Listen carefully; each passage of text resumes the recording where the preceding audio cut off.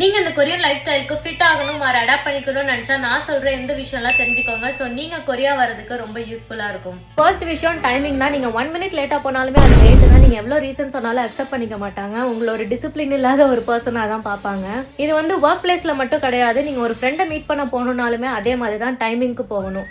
So drinking culture is very common in Korea. Like நீங்கள் ஆஃபீஸில் இருக்கீங்க ஆர் யூனிவர்சிட்டியில் இருக்கீங்கன்னா உங்கள் ப்ரொஃபஸர்ஸ் கூட ஆர் உங்கள் மேனேஜர்ஸ் கூட நீங்கள் team lunch R team dinner போகிறப்ப கண்டிப்பாக இந்த ட்ரிங்கிங் பார்ட்டி இருக்கும். So the youngers should serve the eldest.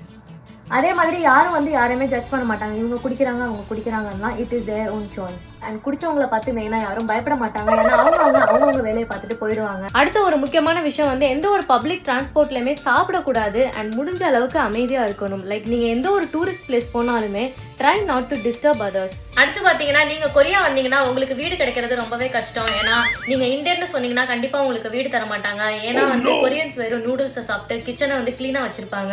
நம்ம அது செய்கிறோம் இது செய்கிறோம்னு சொல்லிட்டு கிச்சனை வந்து ரொம்பவே மோசமாக வச்சிருப்போம் அண்ட் மசாலா ஸ்மெல் வரும் அப்படின்னு சொல்லிட்டு இந்தியன்ஸ்க்கு வீடு கொடுக்கறதுக்கே ரொம்ப யோசிப்பாங்க.